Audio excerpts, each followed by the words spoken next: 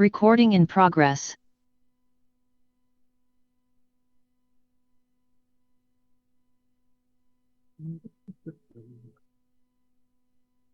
Bonsoir, bonsoir. Bonsoir.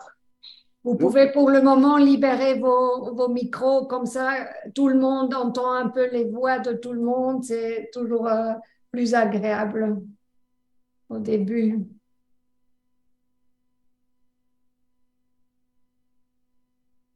Sophie, Thérèse, il y a Patricia, Eric, Non, bonsoir. Bonsoir. Jessica, Jessica, Laura, Patricia, Martha. Isabelle, Bonjour Thérèse, ça fait longtemps. Josiane, bonjour. Et Sophie, salut. Bonjour tout le monde. hello. Il y a aussi Isabelle, Eric et Mathieu, mais on voit pas, et Germain, on voit pas encore vos vidéos. Ah voilà, Mathieu, salut.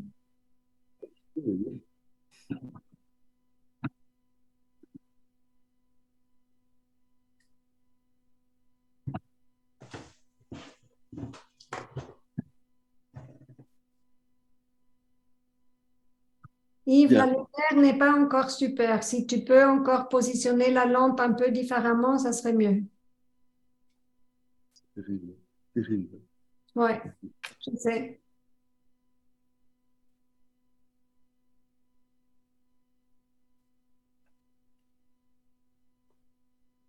Voilà, et là, je suis aveugle, hein, je ne vois plus rien, moi. Non, en fait, il faut essayer de la mettre de l'autre côté parce que c'est là où il y a plus d'ombre. Tu peux pas? Je vais essayer, mais je n'ai. Voilà, là, voilà. Voilà ce que ça va donner. Non, c'est pire. OK. Hop! Les metteurs en scène, c'est toujours compliqué.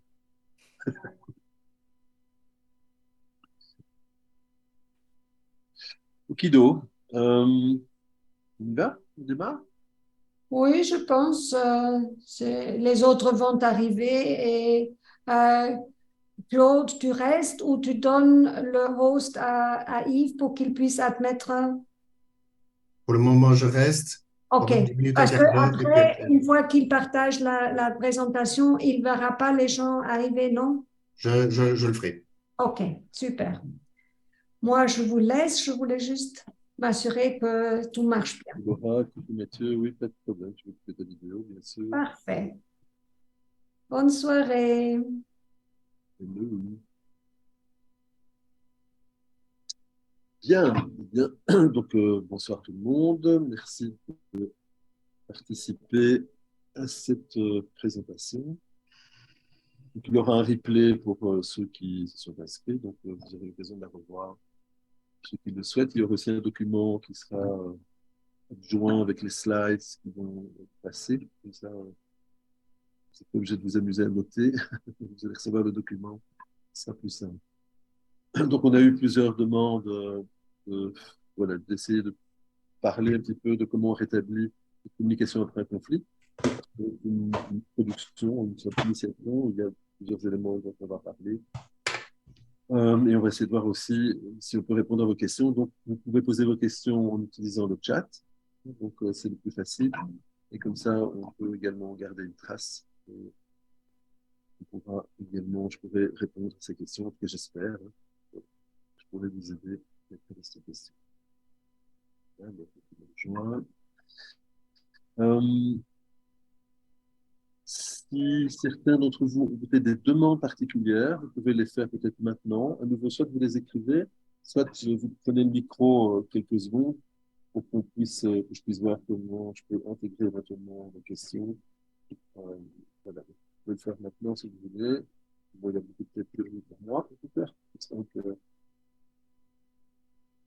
s'il y avait une demande particulière, je vois comment on peut faire ça.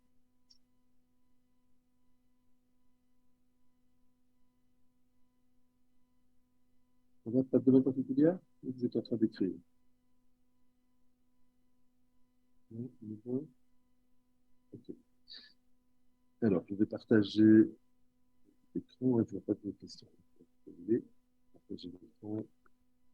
On va s'appuyer sur les slides. Excusez-moi, je peux les ouvrir.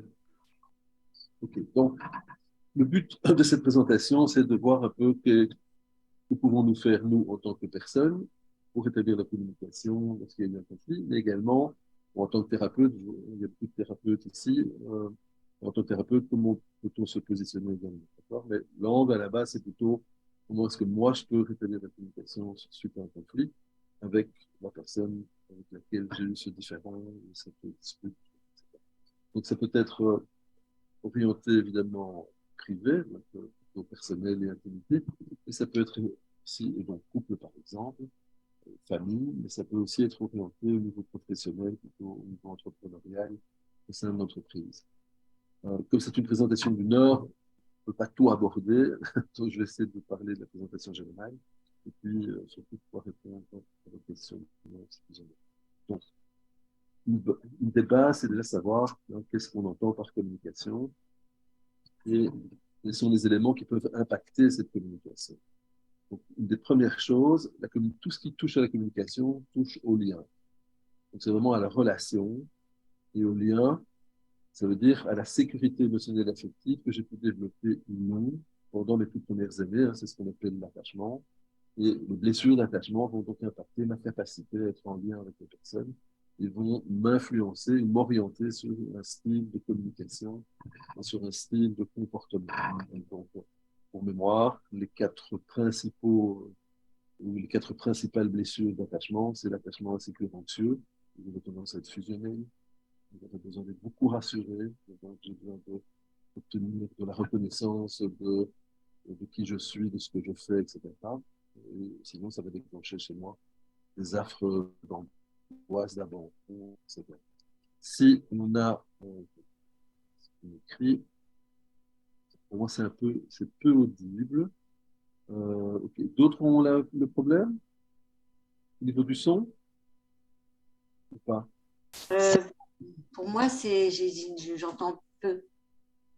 Moi également, j'entends très très mal. Oui, c'est pas très bon. Ah oui, vraiment pas. Oui. Vraiment pas. Pas de panique. Je suis désolée. Non, il n'y a pas de désolé, pas de panique, pas de problème. Je vais me brancher avec mon téléphone. On va devoir juste chipoter un peu avec le son pour que ça ne passe pas trop la scène. Mais voilà. Si, hop, rejoindre le webinaire. Je vais couper le son ici de mon côté parce que sinon, vous avez plus de temps. Voilà.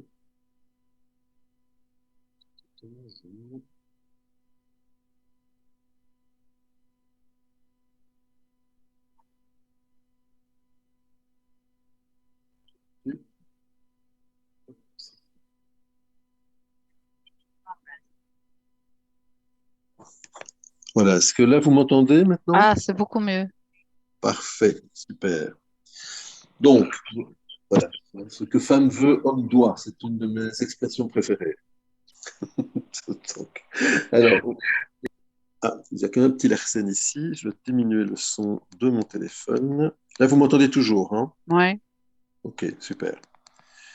Je vais juste couper ici. Voilà, parfait. Donc, je vais déplacer, excusez-moi, parce que je dois un peu déplacer les fenêtres, sinon je ne vous verrai pas. Voilà, hop, parfait.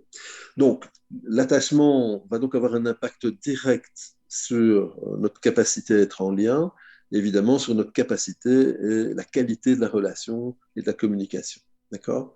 Donc, pour mémoire, l'attachement de type anxieux, fusionnel. On a le détaché évitant, c'est plutôt les personnes qui ont tendance à être coupées des ressentis émotionnels, voire même sensoriels, donc ils auront du mal à repérer leurs émotions ou celles de leurs interlocuteurs. On a l'attachement de type désorganisé, ça c'est des faux calmes, hein, donc ils pensent qu'ils contrôlent tout, mais qui vont exploser à certains moments, et l'explosion est souvent hors de propos par rapport aux problèmes qui a déclenché l'explosion. C'est plutôt comme une cocotte minute, hein, c'est comme un volcan, la tension s'accumule et à un moment donné, elle explose.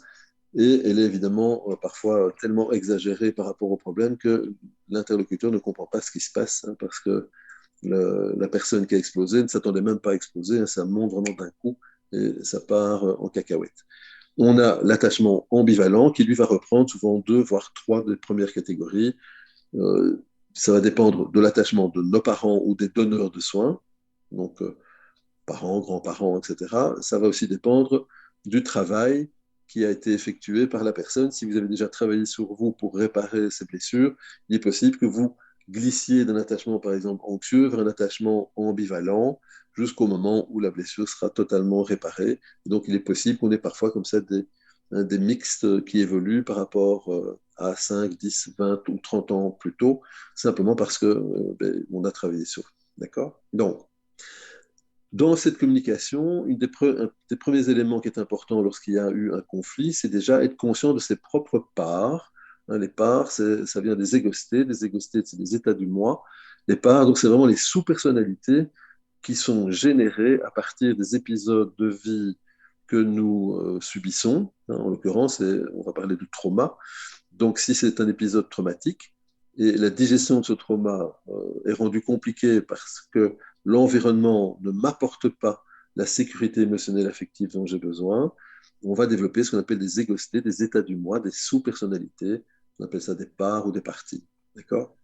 Donc, si je ne suis pas en conscience de ces parts, je suis évidemment comment dire, dirigé par ces parts et par ces programmes qui, eux, agissent de façon à me protéger de l'environnement, en tout cas tel qu'ils l'ont imaginé à l'époque où ça s'est passé la toute première fois. Donc, je m'explique. Si vous avez été un enfant battu, ben, la première fois où ça s'est produit, votre système a développé un système de croyances, de sous-personnalités qui ont cherché à vous protéger de cet environnement pour éviter évidemment d'être en danger. D'accord? Donc vous êtes passé par un mécanisme de défense qui peut être j'attaque, je fuis ou je fais le mort. Ça va dépendre de notre capacité à nous défendre et donc forcément notre âge va énormément nous influencer. Autre élément, si ces épisodes de vie se sont produits avant que nous commencions à avoir conscience de notre identité, c'est-à-dire vers 3-4 ans, quand on commence à développer nos souvenirs de nous-mêmes, bien évidemment, ces programmes seront d'autant plus fortement installés et beaucoup moins en conscience que si je les ai développés plus tard, quand j'avais déjà des souvenirs identitaires et si je pouvais déjà me voir comme un individu, en tout cas construire mon individuation. D'accord? Donc ça, c'est important parce que ça veut dire que lorsqu'on est sur ces traumas qui précèdent les 3-4 ans, hein, on est sur ce qu'on appelle les empreintes précoces, qui peuvent même être intra-utérines. Et là, évidemment, c'est beaucoup plus complexe à bosser parce que les mécanismes de défense, ils sont collés complètement à nous parce qu'ils ont participé à la protection avant qu'on ait conscience de notre identité. Donc, c'est des mémoires antérieures. Donc, dans le travail thérapeutique, par exemple, ça nécessitera un accompagnement un peu différent parce qu'on va devoir vraiment essayer de se faire rendre compte au programme qu'il est un programme et que ça ne fait pas partie de notre personnalité. Si vous avez fait déjà attention à vous ou aux gens que vous fréquentez, hein, vous avez parfois des personnes qui arrivent en disant ah, ça, c'est mon caractère. Hein. Oui, je suis colérique, mais c'est mon caractère. Ou je suis dans le contrôle, ou je suis hyper nerveux, mais ça fait partie de mon caractère. C'est un trait de ma personnalité. C'est faux. Hein. Donc, il faut comprendre que dans le développement de l'enfant, quand on voit le développement sécure, on voit que la tendance naturelle d'un enfant, c'est plutôt d'être dans la compassion, dans l'empathie spontanée, la curiosité, la solidarité. On n'est pas nerveux par nature. Par contre, on peut l'être parce que certains mécanismes de développement n'ont pas pu être mis en place correctement. Notamment, on a ce qu'on appelle les réflexes archaïques qui peuvent influencer notre comportement, qui peuvent provoquer même jusqu'à des TDAH, troubles de l'attention, l'hyperactivité, qu'on va confondre avec notre style de personnalité, mais qui sont juste des programmes, on va dire, plus neurologiques, qui n'ont pas été travaillés correctement pour des questions X, Y ou Z, mais qu'on peut réparer. Donc tout cela peut se réparer par certains mouvements qu'on va répéter de façon à se libérer de ces tensions. D'accord? Donc ces éléments-là également peuvent influencer notre capacité à gérer le stress et donc vont influencer notre style de communication. Si je suis une pile électrique, on peut comprendre que je serai beaucoup plus susceptible de réagir un environnement stressant de façon plus agressive que si j'ai tendance à être plutôt zen. Il y a moins de chances que je réponde de façon agressive si je suis zen, non pas par nature, mais simplement parce que mon système s'est développé dans les meilleures conditions possibles. D'accord? Donc, autre élément aussi qui est important, c'est mes mots ne sont pas les mots de l'autre. Donc, ce que moi, je considère être, par exemple, de la colère, n'est pas nécessairement entendu de la même manière par mon ou mes interlocuteurs. À nouveau, pour les mêmes raisons. Parce que l'environnement dans lequel on a été éduqué, dans lequel on s'est développé, ben, va influencer nos niveaux de perception des émotions ou de certains sentiments qui sont des émotions un peu plus construites avec des croyances associées ou des grilles de lecture associées. Donc, on ne les voit pas de la même manière. Hein. Je rappelle un exemple que j'ai déjà souvent présenté. J'étais un enfant battu. Quand j'ai eu mes propres enfants, donc j'ai 4 enfants, mes deux premiers, mes deux plus grands, j'étais très très dur avec eux. Mais moi, je me voyais comme laxiste avec eux. Je me voyais comme laxiste par rapport à mon histoire de vie, mais par rapport à mes amis, qui, eux, me voyaient tous comme trop durs. Donc, je ne comprenais pas. Donc, quand ils me disaient t'es dur, je disais bah, non, hein, puisque j'étais laxiste. Parce que les grilles de lecture n'étaient pas les mêmes. Donc, mes mots ne sont pas les mêmes. Le même mot n'a pas la même signification que celui de mon interlocuteur en fonction de cet environnement qui a impacté hein, donc, ma capacité à interpréter le monde, à justement générer ces grilles de lecture et d'interprétation. Donc c'est important d'être toujours en conscience de ça pour soi-même, mais aussi forcément pour les personnes avec qui on discute. Si moi je pars du principe que c'est ma vision des choses qui est la meilleure, et que l'autre utilise un mot pour un autre ou a une nuance différente ou une interprétation légèrement différente, on doit donc découvrir quel est le vocabulaire commun pour pouvoir justement mieux comprendre l'univers de l'autre. Et ça, c'est des choses qu'on va beaucoup étudier dans les approches qui travaillent sur le couple, par exemple, ou sur la systémique, hein, sur les relations. On va justement essayer de générer ce qu'on appelle de l'écoute active, c'est-à-dire qu'on va chercher vraiment à écouter à 100%, sans être dans des interprétations, sans être en train de fourbir ses armes pour déjà répondre, mais vraiment essayer d'être dans une écoute pure pour juste essayer de comprendre l'univers de l'autre. Il y a par exemple une thérapie qu'on appelle la thérapie Imago, qui montre des exercices de cette façon-là. On est les mains dans les mains, les yeux dans les yeux, genou contre genou, on se regarde.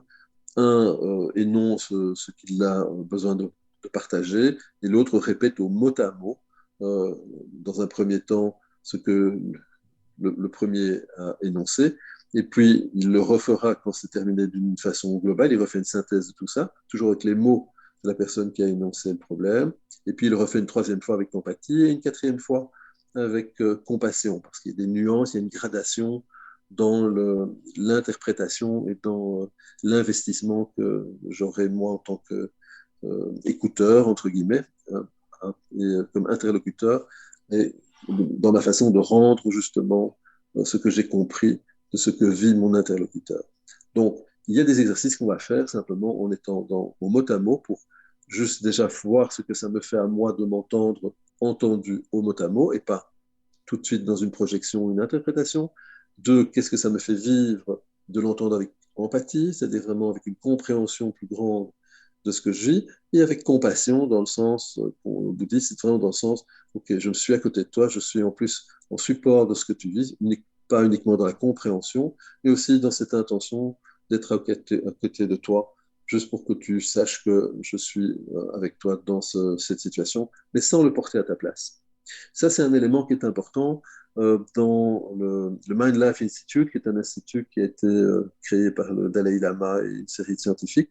Ils ont notamment fait une étude sur les méditations compassionnelles versus les méditations empathiques. C'est pour ça que je suis un fervent défenseur de la compassion, un peu moins de l'empathie, en tout cas en tant que thérapeute. Eh bien, dans les méditations qui étaient empathiques, où on se mettait à la place de l'autre, on comprenait, etc., les zones de la douleur s'activaient également dans le cerveau du méditant, alors que si on faisait une méditation compassionnelle, où on est dans la compréhension, on est dans cette intention d'être à côté pour soutenir la personne, mais sans être en résonance avec ses émotions et ses sentiments, eh bien, les zones de la douleur ne s'activent pas.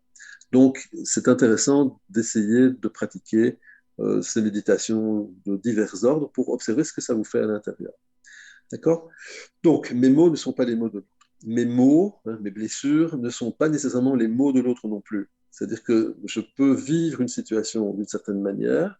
Ce n'est pas pour ça que mon interlocuteur va la vivre de la même manière. Donc, mes blessures sont mes blessures, ce ne sont pas celles de l'autre. Or, vous allez voir que dans la communication, souvent, ce sont nos blessures qui s'activent et qui vont évidemment réagir, passer en mode défense ou attaque, ou je fais le mort, je fuis, de façon à nous protéger de cette résonance émotionnelle négative ou difficile que nous portons déjà. Pourquoi? Parce qu'elles entrent en résonance avec des blessures que nous portons. Donc, c'est super important de bien réaliser que si moi, je me sens, par exemple, en danger dans une situation X, ce n'est pas pour ça que mon interlocuteur le vit de la même manière. Et donc, c'est important d'essayer de communiquer différemment. C'est-à-dire rester dans la communication de mes besoins, hein, donc exprimer ce que je vis pour que l'autre puisse comprendre mon monde, mon univers, et que de la même manière, je puisse mieux comprendre celui de mon interlocuteur. D'accord? Quand vous avez des questions, n'hésitez pas, hein, d'accord? Vous pouvez, n'hésitez pas à les poser dans le chat. D'accord? Oui, je vois que je suis un peu dans l'ombre. Claude, c'est probablement. Ah voilà, c'est peut-être mieux comme ça. Voilà, je vais rapprocher de plus. Merci. C'est parce que je suis de la main gauche et un peu devant la lumière, je pense, à certains moments. Donc voilà, je vais le mettre de l'autre côté. Ça devrait aller mieux. Alors, la co-responsabilité, ça veut dire aussi que dans une communication, même s'il y a eu conflit, il y a une co-responsabilité dans cette communication. Donc, on sait que si je dénonce l'autre comme étant l'unique coupable ou responsable, il y a peu de chances que la communication évolue. Même si l'autre a peut-être été l'agresseur, je reste quand même co-responsable de la qualité de communication. Ça veut dire que si je choisis de ne pas m'investir ou de modifier moi-même ma perception de l'autre, je vais continuer à projeter une façon de le voir qui sera une façon agressive ou il est nul ou c'est vraiment un gros connard, 3 petits points. Hein, et donc forcément, je vais dégager une énergie interne qui va être une énergie de combat ou de défense, qui ne sera évidemment pas la meilleure pour calmer le jeu. Donc ça, c'est important, cette responsabilité de rester dans la bienveillance, la bientraitance et la confiance, hein, donc la confiance en l'autre et le projet, si on parle d'un couple, hein, donc un couple, c'est bienveillance, bientraitance, la confiance, la compassion, et évidemment un projet commun qu'on a envie de développer ensemble. Si je suis en relation professionnelle ou amicale, c'est la même chose. Il y a normalement de la bienveillance, de la bientraitance naturelle, avec éventuellement de la compassion, parce que je peux comprendre ce que vit mon ami ou la personne avec qui dont je me sens proche, mais je ne dois pas porter sa souffrance à sa place. Pour les thérapeutes, ça serait la partie sauveuse, hein, qui peut nous amener vers ce qu'on appelle la compassion fatigue, hein, le fameux burn-out du thérapeute, où on est dans une partie sauveuse qui doit toujours faire, mais qui nous coupe de la présence authentique, ou en tout cas juste, parce qu'on va s'épuiser dans ce type de travail et de relation. Donc c'est important de bien comprendre ce système, d'accord? Donc par exemple, dans les exercices pour comprendre ou rester dans la co-responsabilité, vous avez toutes les approches de type Ho'oponopono, pour ceux qui connaissent. Hein, Ho'oponopono, c'est une approche d'origine hawaïenne, c'est H-O apostrophe O-P-O-N-O-P-O-N-O, hein, Ho'oponopono. Donc, ce qui en gros veut dire désolé, pardon, merci, je t'aime. Hein, désolé, pardon, merci, je t'aime. Et donc, l'idée derrière ça, de cette technique, c'était de se dire je suis responsable de la façon dont je vois l'autre. Je le crée tel qu'il est. Donc, si je reprends cette responsabilité et si je reprends la conscience que je travaille sur mes croyances à moi ou mes perceptions, mes projections, je vais donc pouvoir modifier la perception que j'ai moi de cet autre, mais également je vais modifier ses comportements à lui parce qu'il va probablement désactiver certains systèmes de sa défense à lui parce que je vais raisonner ou je vais rayonner, pardon, une énergie différente. Pour vous donner un cas que j'explique parfois, j'ai une patiente comme ça qui était terriblement en colère contre sa mère.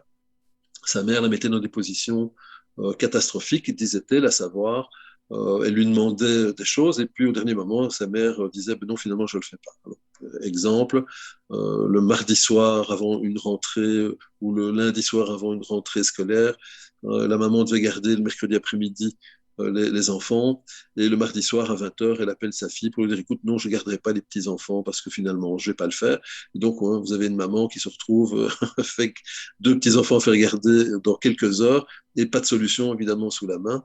Donc, c'était des crises de cet ordre-là en permanence. Ou elle organise des vacances pour aller en Thaïlande avec sa tante, donc la sœur de sa mère, qui était donc censée descendre en Italie pour garder la nonna. Et au dernier moment, elle dit non, je ne descends pas en Italie garder la nonna. Donc la sœur ne peut pas remonter en Belgique, donc la tante. Les billets d'avion qui avaient été achetés pour aller tous ensemble en Thaïlande sont mis à la poubelle et la tante donc ne peut pas voir ses neveux et nièces, etc., etc. Donc il pouvait y avoir une certaine colère. Donc quand on a travaillé ensemble sur ce type de scène, à un moment donné, je l'ai invité à travailler avec Ho'oponopono, c'est-à-dire essayer de ne voir chez l'autre que les qualités. Et à tout le moins, c'était sa génitrice, hein, c'était la mère, donc, ou c'est un être humain, hein, ne fût-ce que ça, d'accord? Et je dis, essaye un petit peu d'observer cet exercice, de ne la voir que dans les qualités et non plus les défauts, et cherche aussi à savoir pourquoi une part de toi continue à se mettre en difficulté en demandant à ta maman de faire des choses dont une autre part de toi sait pertinemment elle ne tiendra pas sa parole. Donc pourquoi est-ce qu'elle se met en danger et qu'elle continue à se mettre en danger? Et donc un mois plus tard, hein, parce qu'elle partait en vacances, un mois plus tard, elle revient et elle était complètement changée, modifiée. Je dis, ah Yves, c'est incroyable, ma mère a changé, c'est impressionnant comme elle a changé. Je dis, ah bon, mais qu'est-ce qui s'est passé? Donc elle avait fait l'exercice, hein, cette patiente. Elle dit, mais elle est plus souriante, alors qu'on n'arrêtait pas de se tirer la gueule, on s'était plus souri, on n'avait plus mangé depuis 20 ans ensemble. Là, on est allé au restaurant ensemble, on a passé un super moment. En gros, que s'est-il passé? Dans l'esprit de la personne, elle a modifié la perception de sa mère par des qualités et non par que les défauts. Et deuxièmement, évidemment, ça veut dire qu'elle a désarmé son propre système, même si elle avait un sourire de façade. Derrière la façade, il y avait beaucoup de colère, beaucoup de frustration.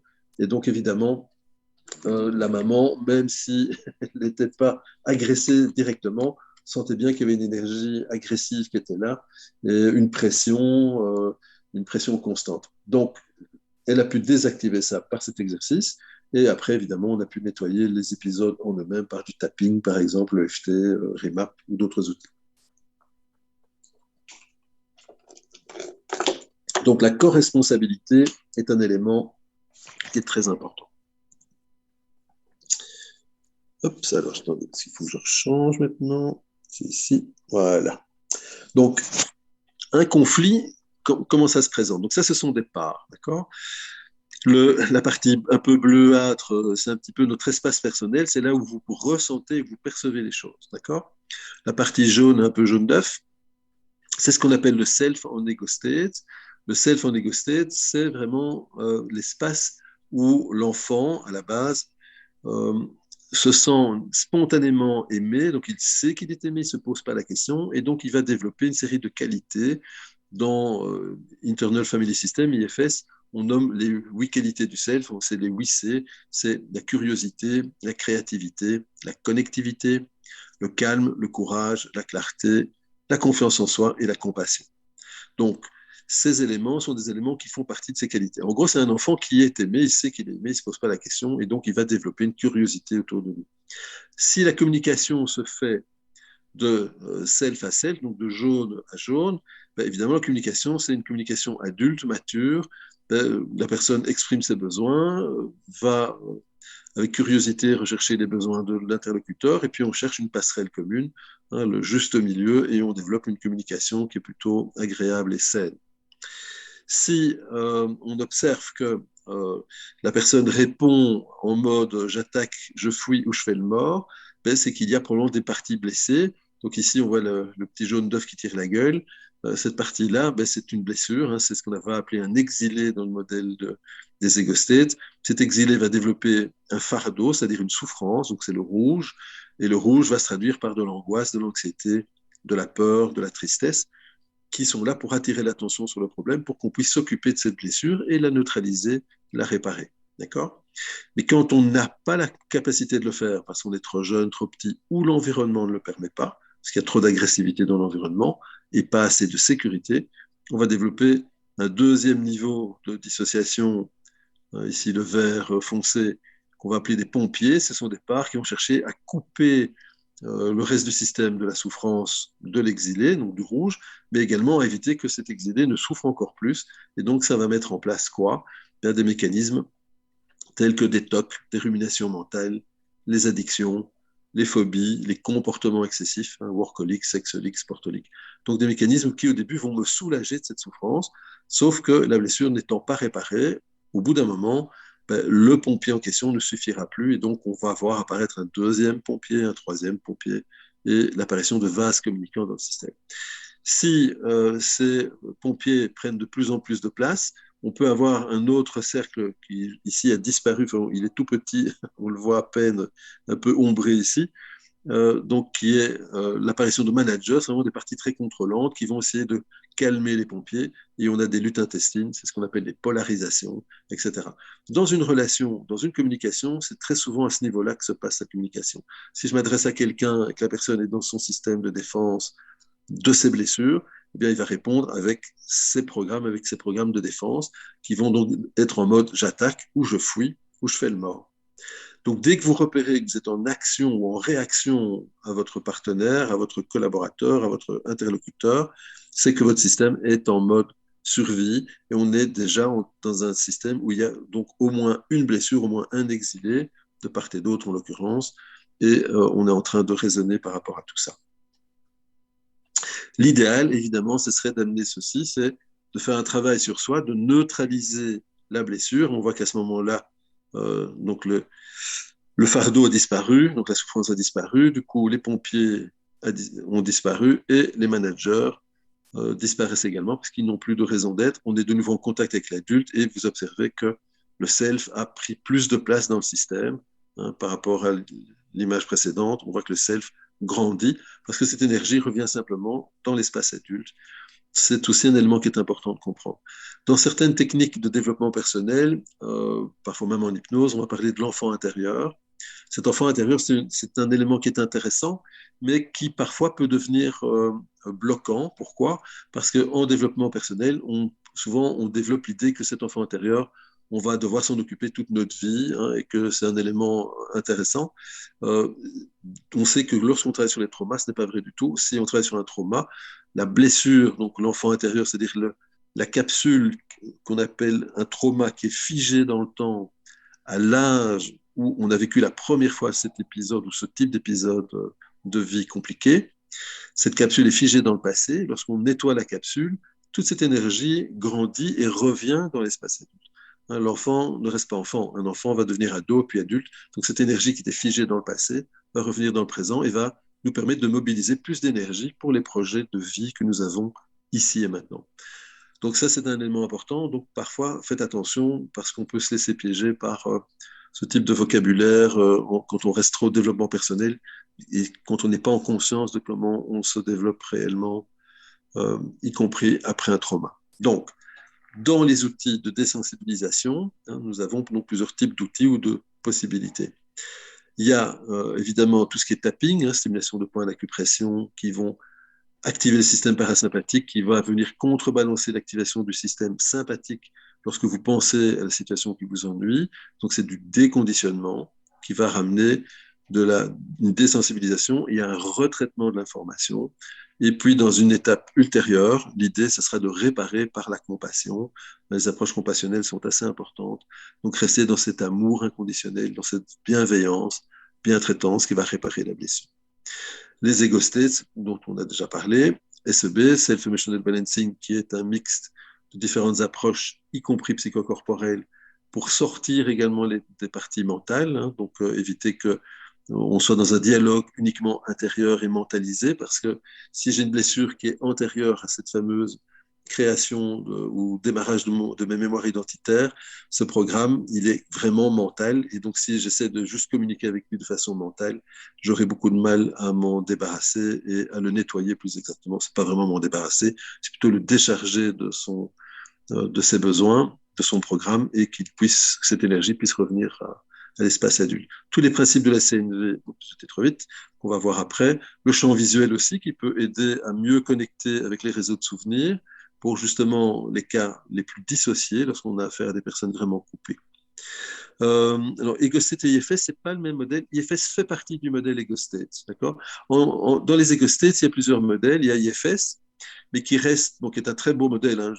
J'ai été superviseur en IFS, donc c'est un modèle que j'aime beaucoup, mais qui reste quand même mentalisé. C'est-à-dire qu'on parle beaucoup avec les parts, c'est beaucoup de dialogue des parts. Dans mon cas, par exemple, le fait d'avoir eu des blessures d'attachement précoces avec la violence, eh bien, même en IFS, je voyais que je pouvais regarder certaines de mes parts très bienveillantes, mais je n'arrivais pas à décharger complètement les exilés les plus profonds, les plus anciens, parce que c'était de mental à mental. C'est comme ça que SEB, Self-Emotional Balancing, qui fait aussi partie des Ego States, s'est développé. C'était à un moment donné, dans le protocole, on va revenir à une observation physique du calme, ce qui permet au système de revivre le calme tel qu'un enfant le vit lorsqu'il se développe dans un environnement sécure. Et on observe qu'à ce moment-là, que l'ensemble des parts lâches peut vraiment se décharger et on sent vraiment une réunification d'un seul coup. C'est-à-dire que c'est vraiment un déchargement global et pas partie après partie, ce qui demande parfois beaucoup de temps. Donc il y a des parties du modèle IFS qui sont encore dans SEB, évidemment, puisque ça reste, on va dire, c'est un enfant de IFS, mais ça va un peu plus loin dans le modèle, surtout pour les cas les plus complexes. Toutes les approches compassionnelles donc, auront leur importance également. Pourquoi? Simplement parce que c'est la compassion qui va permettre de réparer la blessure d'attachement.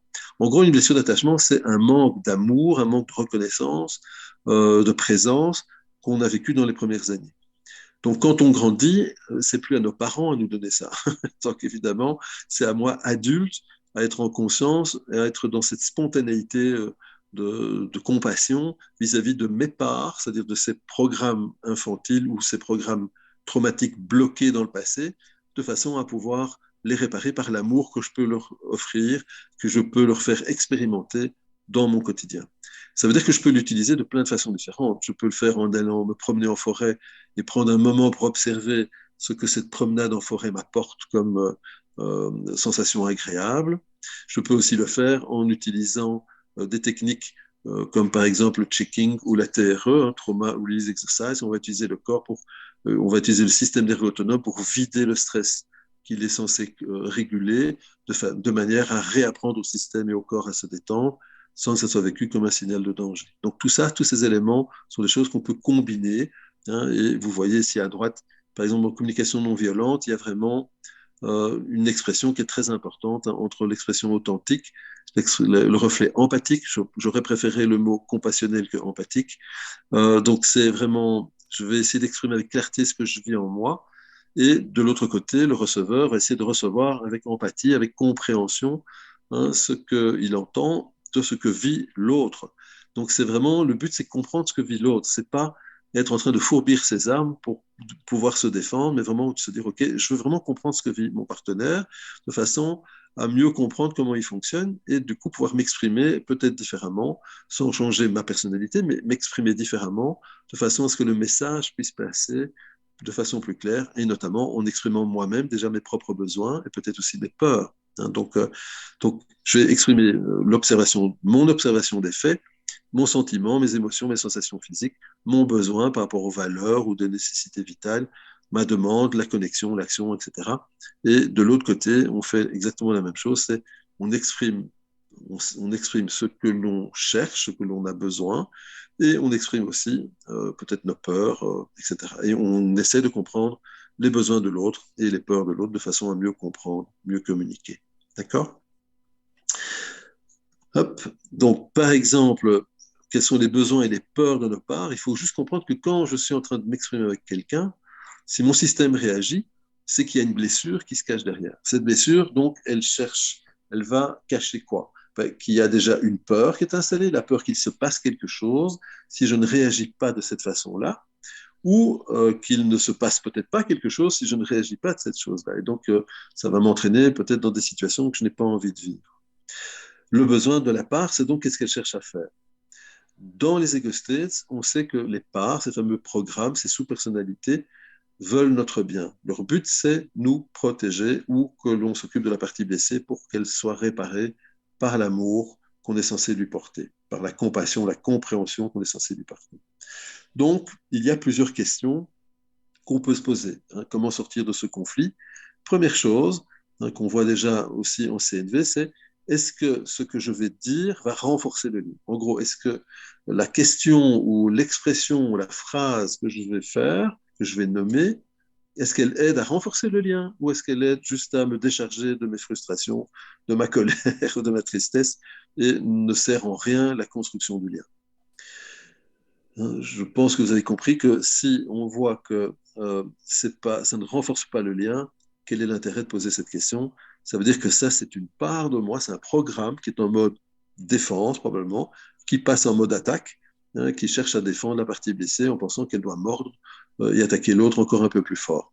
C'est ce qui se passe dans beaucoup de communications, c'est la course à l'armement, ça monte et ça se termine par la guerre nucléaire et finalement, comme disait Gandhi, à force de répondre à la violence par œil, dent pour dent, le monde finira aveugle parce qu'ils perdront, il n'y aura plus Dieu, il n'y aura plus rien. Donc, première question, est-ce que ce que je vais dire va renforcer le lien, va être bénéfique pour le renforcement du lien et de la relation ou non? Deuxième question, est-ce que je m'exprime à partir de mon self, c'est-à-dire cet espace de calme intérieur, de compréhension, de compassion spontanée, ou est-ce que je m'exprime à partir d'une de mes parts, c'est-à-dire une de mes blessures? Donc, si c'est à partir d'une de mes blessures, ben évidemment, l'énergie ne sera pas du tout la même. Donc, si je parle à partir de ma colère, tu as vu comment tu me parles? C'est pas du tout la même chose que si je dis, OK, une part de moi est en colère parce qu'elle aurait eu besoin de se sentir entendue dans son besoin que tu sois à l'heure, par exemple, ou que tu fasses la tâche ménagère que je t'avais demandé, parce que je suis fatigué et j'ai besoin de me reposer. Et là, ça veut dire que je vais devoir le faire encore en plus de déjà tout ce que j'ai déjà fait.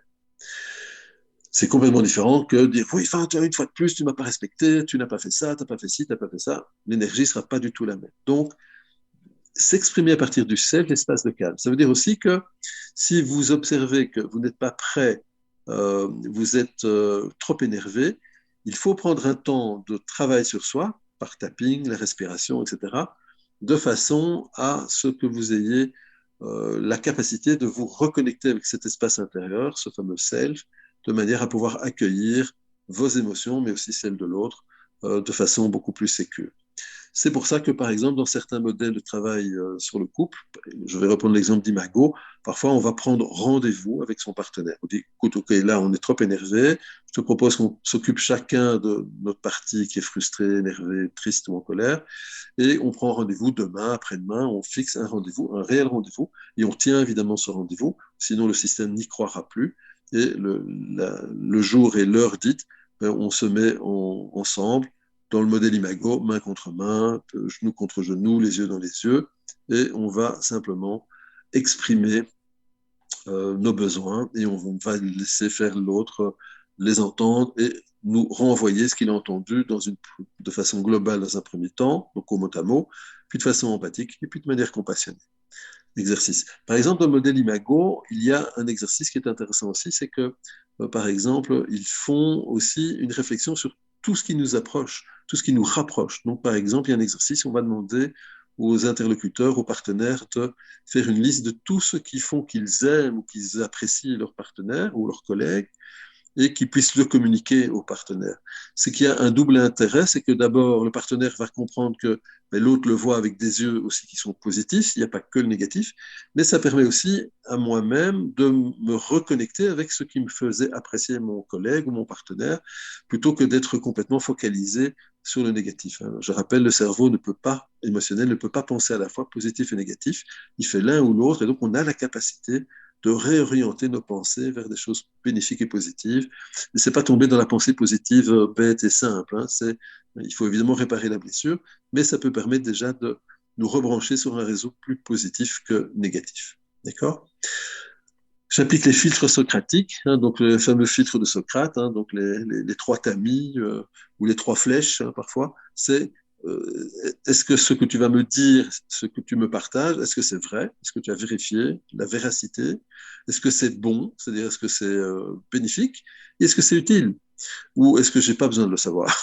Donc, si c'est ni vrai, ni bon, ni utile, ou si c'est vrai, bon, mais pas utile, ben, ça ne sert à rien de me communiquer ce genre d'informations. D'accord? Donc, ces trois tamis socratiques sont intéressants parce que ça nous permet aussi de nouveau de revenir dans la co-responsabilité. Est-ce que j'échange des choses qui permettent de construire une relation plus intéressante, ou est-ce que j'ai besoin de me décharger sur l'autre et que je ne fais donc pas attention ni à la véracité, ni à la bonté, ni à l'utilité de communiquer ce que je communique? Si ça ne correspond pas, ben ça n'a aucun intérêt. Ça veut dire que l'autre est un dépotoir ou un déversoir ou un exutoire, mais il n'est pas mon partenaire. Donc, ce n'est pas son job. Donc, je rappelle, dans les couples, on n'est pas censé être le psy de l'autre. Donc, il y a des endroits, il y a des thérapeutes qui peuvent servir à ça, si c'est vraiment, j'ai besoin de ça. Ce qui ne veut pas dire qu'il ne peut pas y avoir une écoute empathique ou compassionnelle, mais voilà, je dois faire aussi attention, co-responsabilité à nouveau. Qu'est-ce que j'amène dans la relation? Qu'est-ce que j'amène dans la communication? Et pour terminer, suis-je bienveillant, bien traitant, en confiance, avec la confiance en soi, en moi et en l'autre? Ou est-ce que ces fameux piliers qui correspondent aussi à des piliers très importants dans la construction d'une relation sont absents ou ont disparu? Donc, ça sera intéressant de voir. Alors, vous verrez dans le slide qui est sur le côté que, attends, je vais essayer de déplacer la galerie parce que vous êtes tout à fait dans mon champ. Voilà. Ah, zut, et du coup, j'ai été encore trop loin. Hop, voilà, il y a un autre tableau. Vous voyez, donc il y a des besoins fondamentaux avec des peurs fondamentales. Par exemple, l'amour, l'abandon, et des réactions possibles. Donc, on vous a mis ce petit tableau. C'est un petit tableau qui peut vous aider pour comprendre ce qui se passe. Si j'ai besoin d'amour, l'amabilité, la douceur, la tendresse, l'accueil, la gentillesse et le sourire, ben, ma peur, c'est d'être abandonné, l'indélicatesse, l'insensibilité, la froideur, la bouderie, la désertion, l'abandon. Et ça peut m'amener à quoi comme réaction? Ben, par exemple, c'est quelques réactions, hein, il peut y en avoir beaucoup plus. Ben, pleurer, se replier sur soi-même, être jaloux, s'attacher fusionnellement à une personne ou à un groupe, etc. D'accord? Donc, on vous a mis un petit tableau avec différents, on va dire, cas de figure de besoins fondamentaux comme l'amour, la reconnaissance, la sécurité, l'autonomie, le sens, la créativité. Ça nous intéresse aussi parce que, vous vous rappelez, je vous ai parlé des polarisations tout à l'heure, c'est parfois des parts qui ne sont pas d'accord les unes avec les autres, qui entrent en conflit les unes avec les autres pour protéger le système par rapport à une blessure et au fardeau, c'est-à-dire à la souffrance qu'elle porte. Je peux avoir une blessure d'humiliation, par exemple, versus une blessure de reconnaissance. La blessure de reconnaissance voudra que je me mette en avant pour que je obtienne les lauriers et qu'on me dise que c'est chouette ce que je fais, alors que la blessure d'humiliation voudra plutôt l'effet inverse. Les protecteurs vont chercher à ce que je ne me mette pas en avant pour éviter la critique, les jugements, le rejet, etc. Et donc, c'est là qu'on peut repérer aussi des mécanismes dans la communication intra, c'est-à-dire vraiment de moi à moi, mais aussi avec les autres. Donc, comprendre l'univers de l'autre, ça va nous permettre aussi de mieux comprendre ce qui se passe, quels sont les enjeux réels derrière le conflit que je viens d'avoir ou que j'ai avec mon interlocuteur. D'accord? Donc, cette liste, elle sert un petit peu à vous aider à repérer tout ça. Donc, pourquoi on a tout ça? Mais c'est également parce qu'on a ce qu'on appelle des réseaux de mémoire. Et ces réseaux de mémoire, ils sont constitués de chaque expérience qui va se stocker sous une forme d'un réseau de neurones qui vont contenir différents éléments, la perception de soi, de l'autre, du monde, de l'univers, toutes les sensations du VACOC, donc visuel, auditif, kinesthésique, olfactif, gustatif, les cognitions, c'est-à-dire les croyances que je vais développer à partir de cet épisode de vie ou des relations que j'ai avec certaines personnes, croyant sur moi, croyant sur l'autre, croyant sur l'univers, croyant sur la société, etc. Donc, c'est évidemment, si je veux me libérer de tout ça, je dois aller réparer la blessure d'attachement, ça on l'a bien compris, mais je dois aussi aller me libérer des croyances qui auraient pu s'installer dans mon système parce qu'on m'a répété à tu et à toi que j'étais nul et j'ai peut-être fini par croire qu'effectivement j'étais nul. Donc, quand on va désensibiliser, on va toujours chercher à cibler un épisode précis de façon à pouvoir sortir de ce problème et de pouvoir nettoyer l'ensemble de ce réseau de mémoire et toutes les parts qui peuvent y être associées. Donc, c'est important de bien cibler en partant toujours d'un épisode précis, du moment le plus difficile dans cet épisode, et de là, soit on désensibilise l'événement, soit on essaie de basculer vers l'accueil de la part ou des parties présentes en lien avec cet événement, de façon à nettoyer l'ensemble des événements de même ordre qui auraient pu se produire. D'accord? Donc, on va gagner beaucoup de temps en travaillant sur les parts. Voilà, donc pas d'autres questions là, toujours pas pour le moment? Ok, Si, voilà. Donc, Yves, oui, ouais, j'ai une petite question. oui, vas-y. M'entends-tu? Oui, c'était tout à l'heure par rapport au filtre socratique, donc tout ce qui est vrai, bon et utile. Oui, Du coup, il me semble que en fonction des systèmes, il peut y avoir des interprétations par rapport à notamment ce qui est bon et ce qui est utile. oui, c'est pour ça que je disais juste avant qu'on doit vérifier que les mots sont bien les mêmes, les mots ont la même signification que les mots de l'autre, et les mots, hein, donc mes blessures, hein, je vive bien la même blessure, je n'interprète pas, je ne projette pas. Donc ça nécessite qu'avant on ait clarifié déjà de quoi on parle, quels sont les mots que j'utilise.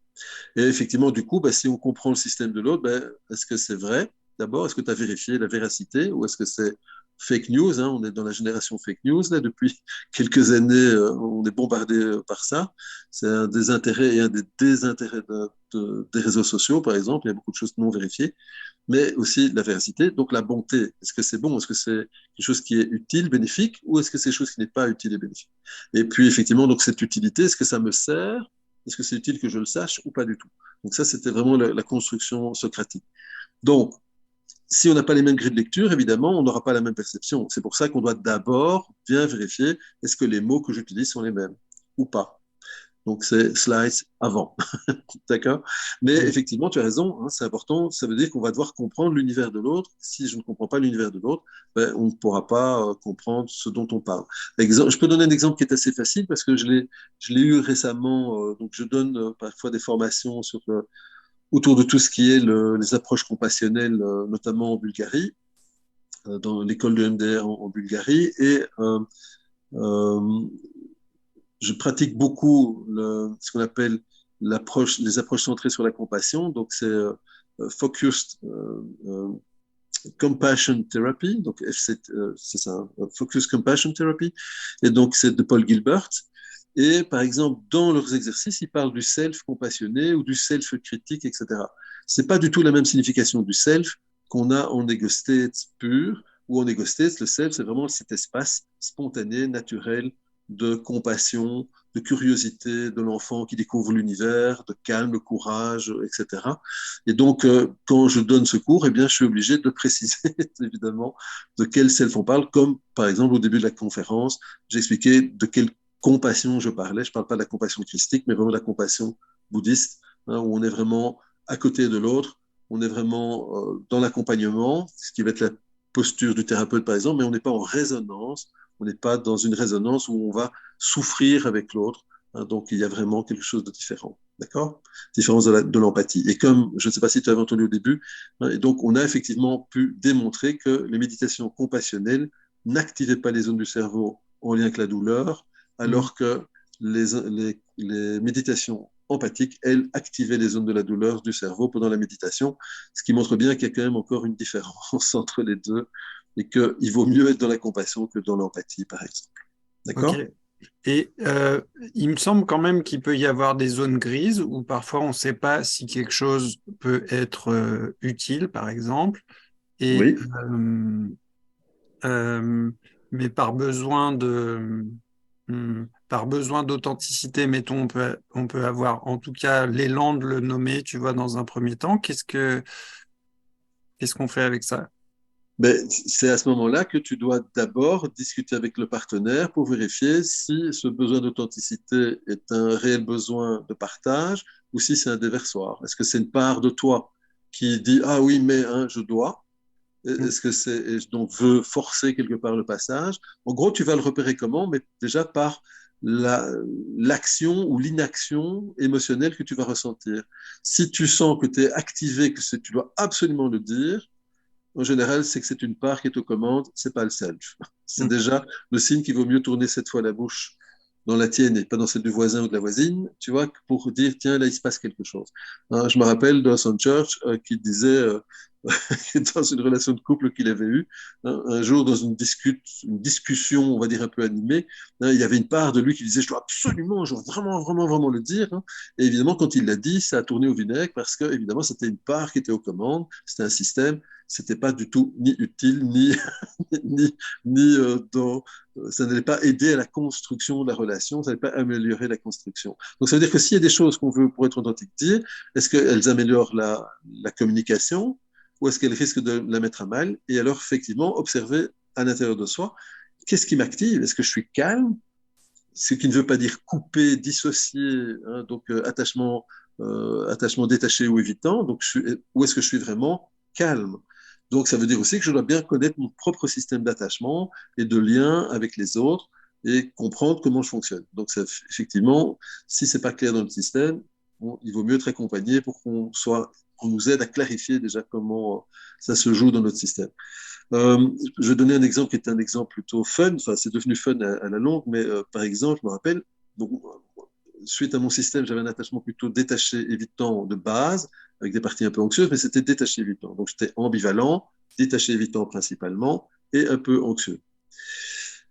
Donc, à force de travailler sur moi, le côté anxieux a complètement disparu, mais détaché évitant était encore présent dans certains cas de figure. Exemple, si je devais déclarer ma flamme à quelqu'un, c'était pas très facile pour moi, d'accord? Donc, je restais timide, très, très timide. Et donc, la maman de mes plus jeunes enfants, je me rappelle, un jour, je passe devant un magasin de bijoux à Bruxelles, de Christa Renier, ce qui est assez connu en Belgique, et je vois une pièce et je dis, ah, mais ça irait super bien à Brigitte, c'est magnifique. Et donc, je sortais pas avec elle, hein, donc on était amis.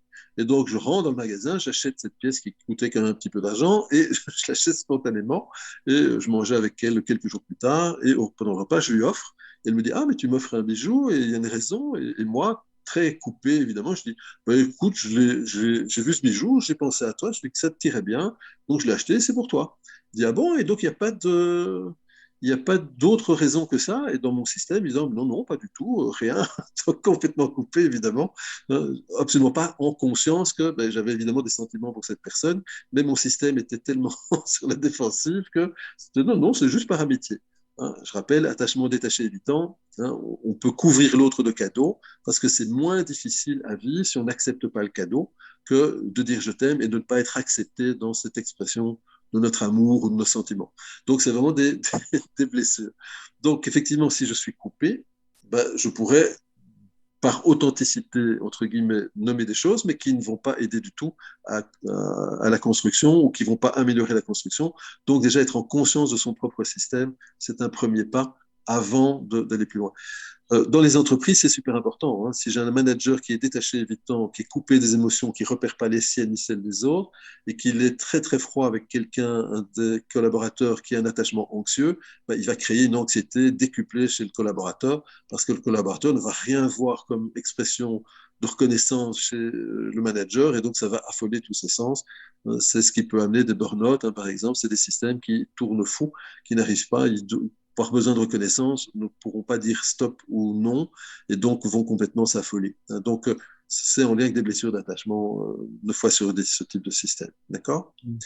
Donc, pour terminer tout doucement, parce qu'on est déjà à la fin de notre présentation, donc le passé est présent. Et donc, ça veut dire qu'effectivement, on a des épisodes de vie qui peuvent impacter non seulement cet attachement, mais notre style de communication. Et ces mémoires peuvent être, on va dire, enregistrées sous forme d'images, d'émotions, de sensations, de croyances, de perceptions de soi, des autres. Et donc, tout ça peut être affecté. Ça peut parfois aussi être une pression physique. Je donne un exemple. Il y a quelques années, je m'occupais d'une personne qui avait des multiphobiques, et notamment, elle ne pouvait pas aller dans les carruages, elle ne pouvait plus prendre les tunnels, vraiment beaucoup de peur. On a désensibilisé une grosse partie de tout ça. Mais il y avait quelque chose qui restait. C'est-à-dire qu'il ne pouvait toujours pas aller dans les carwash. J'ai même été plusieurs fois au carwash avec lui. J'ai fait un carwash près du cabinet. J'ai dit, écoute, on va aller tester sur place parce que je ne comprenais pas ce qui se passait. Quand j'étais dans la voiture avec lui, ça se passait bien. Si je sortais de la voiture, c'était la panique. Donc, je me suis dit, OK, donc il y a encore besoin de cette présence. Et puis un jour, dans le carwash, pendant qu'on passait, j'ai réalisé que c'était peut-être aussi une mémoire simplement corporelle. Et donc, je lui ai dit, écoute, OK, fais bien le bord des doigts. Hein, donc, Il pouvait lâcher son volant, puisque au car wash, on n'a pas besoin de tenir le volant. Et donc, j'ai écoute, fais un petit peu le bord des doigts, stimule un peu les poings. J'ai dit, je vais appuyer sur ton épaule, on va voir ce qui va se passer. Donc, j'ai appuyé sur l'épaule de façon à ce que son autre épaule appuie sur la portière. Et donc, j'ai vraiment appuyé. Je rappelle que dans sa phobie, c'était la peur d'être enfermé, de ne pas pouvoir sortir. D'accord? Donc, j'ai appuyé. Et en gros, en une seconde, le trauma, le souvenir est remonté cette fois-ci parce qu'on n'avait jamais trouvé la source. C'est remonté, on l'a désensibilisé pendant que la voiture se faisait laver. En gros, il y avait eu un accident et il s'était retrouvé coincé dans la voiture où il ne pouvait pas sortir tout seul. On a dû le désincarcérer. Et donc, ce souvenir corporel était encore actif. Et quand il était seul dans la voiture, il avait cette peur qu'il ne puisse pas sortir et il ne pouvait pas appuyer évidemment son épaule pour défoncer la portière. Hein, c'était ce qui s'était passé à l'accident. Et donc, c'était une peur viscérale. Donc, on a désactivé ce souvenir et évidemment, cette phobie a disparu complètement très facilement une fois qu'on avait libéré cette mémoire corporelle en lien avec une mémoire, on va dire, traumatique accidentelle. D'accord? Il est déjà 21 heures passées. Est-ce qu'il y a des questions par rapport à tout ça? Ou est-ce que on a fait le tour, en tout cas pour aujourd'hui? Donc, pour terminer, la communication, ça veut dire que la première chose, en tout cas, qui est importante, c'est déjà être conscient de son propre système. C'est pas l'autre qui est le gros vilain, c'est d'abord quelle est la blessure qui en moi a été activée et qui active les protecteurs de cette blessure, hein, mes fameux états du moi, de façon à ce que je réagisse, je surréagisse de cette façon. Je surréagisse ou je me coupe, hein, je me dissocie, je me protège en mode attaque, fuite ou je fais le mort. Premier élément. Deuxième élément, donc bien vérifier toujours ces éléments de bienveillance, bientraitance, de confiance en soi et en l'autre. Éventuellement les fameuses passoires socratiques. Hein, est-ce que c'est vrai? Est-ce que c'est bon? Est-ce que c'est utile? C'est un petit peu les phrases que Byron Katie avait récupérées. Hein, il y avait un peu utilisé qui venaient à la fois de cette approche maïeutique, socratique et du bouddhisme. C'est-à-dire, est-ce que c'est vrai? Est-ce que c'est réellement vrai? Et si ce n'était pas vrai, qu'est-ce que ça pourrait bien être? De façon à vraiment comprendre quel est le réel problème qui se passe. Par rapport au fait de se calmer, on peut évidemment travailler sur soi-même, donc on peut tapoter, on peut stimuler les points, on peut aller évidemment trouver un thérapeute et parler avec une personne qui nous aide à mieux communiquer, une communication bienveillante, une écoute active, proactive, et on va chercher à développer cette capacité en restant dans le self, dans cet espace de calme intérieur, et pas laisser nos parts être aux commandes, ces programmes, prendre les commandes du système. Dès qu'une part est aux commandes, c'est cuit. Donc, première chose, revenir dans l'espace de self, de calme, y compris se donner du temps pour éviter de basculer en mode course à l'armement. D'accord? Je ne vois pas de questions. S'il n'y a pas de questions, je peux même vérifier, mais je ne vois pas de... Ah, pardon. Peut-être qu'il y avait... Non, je vérifie. Non, on est bon. Donc, j'ai répondu à ce qu'on m'avait demandé. OK. Voilà, est-ce que tout le monde va bien? J'espère que oui. Il n'y a pas de dernière question. Alors, je vous souhaite une excellente soirée. Et puis, on refera certainement ce type de présentation par après. Donc, je rappelle qu'il y aura un replay et les slides et tout ça, le document vous sera envoyé, il sera à disposition. Je pense qu'il y aura une page sur laquelle vous pourrez télécharger le document si vous en avez besoin. Et évidemment, vous pouvez toujours me poser des questions aussi via mon mail info@yves-wautier.com, hein, wauther.com, ou alors via info@ipra.com, iepra.com. Là, ça met un peu plus de temps à m'arriver, mais je réponds toujours aux questions. Bonne soirée à toutes et tous. À très très bientôt. Merci. Voilà, Merci, je vais arrêter de bonne partager si je soirée. peux vous Merci, bonne voir. soirée. Recording Ah, voilà. stopped. Donc, belle soirée à tous. Bye bye.